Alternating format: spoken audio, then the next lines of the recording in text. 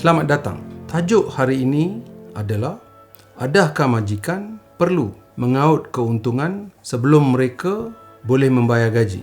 Bolehkah seseorang majikan enggan membayar pekerjanya jika majikan mengalami kerugian? Itu soalnya kan? Adakah majikan dikecualikan daripada membayar gaji kepada pekerja yang dikatakan tidak produktif semasa pandemik coronavirus ini? Jawapan kepada semua soalan tersebut adalah tidak. Gaji pekerja biasanya diambil kira sebagai perbelanjaan operasi. Majikan perlu membelanjakan wang ini sebagai perbelanjaan operasi sebelum mereka dapat mengaut keuntungan. Maka kekurangan pendapatan atau kekurangan keuntungan dengan sendirinya tidaklah boleh menjadi satu alasan untuk tidak membayar gaji pekerja semasa sekatan atau lockdown.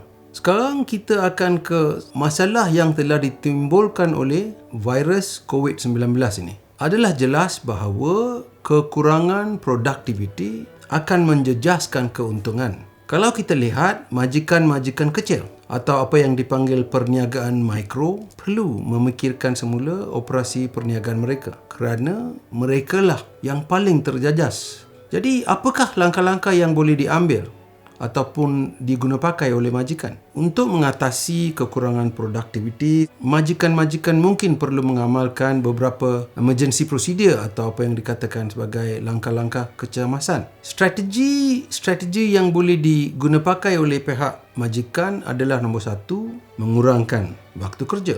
Yang kedua, berunding dengan pekerja supaya mengurangkan kadar gaji. Bergantung kepada situasi anda dan amalan majikan, ini mungkin boleh menyebabkan pemberhentian pekerja.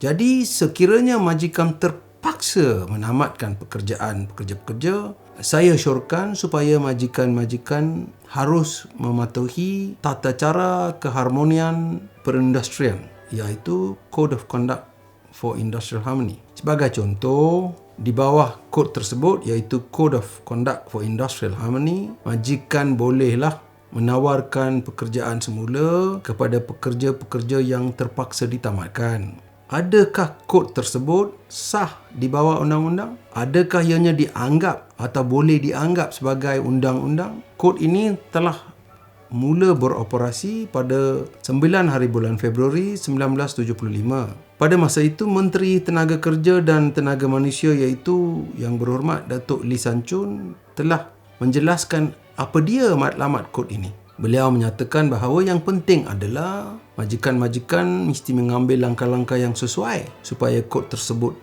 dipatuhi. Soal seterusnya adalah, adakah majikan-majikan terikat dengan kod ini? Dari segi polisinya, kerajaan pada tahun 1975, Kementerian telah menggesa supaya majikan-majikan tidaklah mengorbankan keselamatan pekerja-pekerja mereka di mezbah untung atau untuk motif keuntungan semata-mata.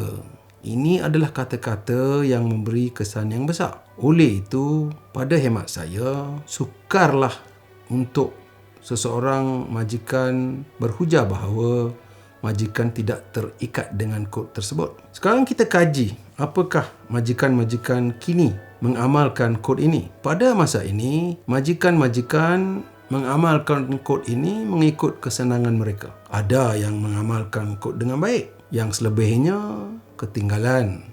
Malangnya, tiada prosedur yang seragam atau jelas untuk diamalkan oleh majikan sebelum memberhentikan pekerja-pekerja. Kementerian Sumber Manusia harus mengatasi kelemahan ini dengan segera pada pendapat saya.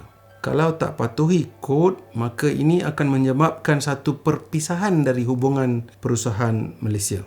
Kod ini menetapkan prosedur yang dipersetujui untuk proses pemecatan yang akan dilaksanakan. Kerajaan telah sehingga ini menyerahkan pematuhan kod ini sepenuhnya kepada budi bicara mahkamah. Kalau dikaji, awat-awat ataupun keputusan-keputusan Mahkamah Perindustrian telah menunjukkan dua pendekatan berbeza. Ini mewujudkan satu keadaan yang membimbangkan. Mengenai pematuhan kod ini, mahkamah mengambil pandangan yang bertentangan. Ada yang berpendapat ketidakpatuhan kod adalah tidak serius. Maka mahkamah telah memutuskan bahawa kod semata-mata satu kod sahaja, bukanlah undang-undang secara tegas.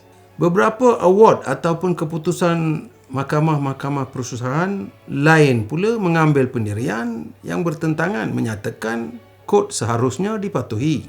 Jadi bagaimana pula kita menyelesaikan konflik ni?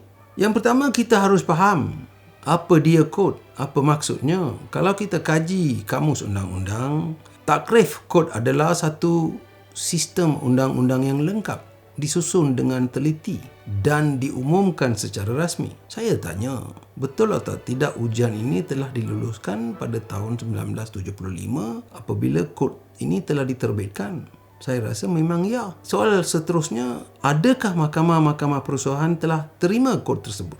Saya berpendapat bahawa ada beberapa mahkamah perusahaan tidak memberi kesan yang baik kepada kod. Prinsip bahawa kod tersebut harus dianggap penting telah diterima. Umpamanya dalam kes Mahkamah Agung, nama kes tersebut adalah Syed Dharmalingam bin Abdullah. Di sana, di kes tersebut, Mahkamah Agung telah memutuskan bahawa di bawah Seksyen 30 dalam kurungan 5 kapital A, Aktah Perhubungan Perusahaan 1967 membenarkan Mahkamah Perusahaan untuk mengambil kira keperluan-keperluan kod. Jadi soal seterusnya, bolehkah kita melanjutkan prinsip Syed Dharmalingam ini? Saya pinta bagi pihak pekerja-pekerja supaya mahkamah perusahaan harus mempertimbangkan sama ada majikan telah memecat seseorang pekerja mengikut prosedur yang telah ditetapkan di bawah kod. Jika tidak, boleh dihujahkan bahawa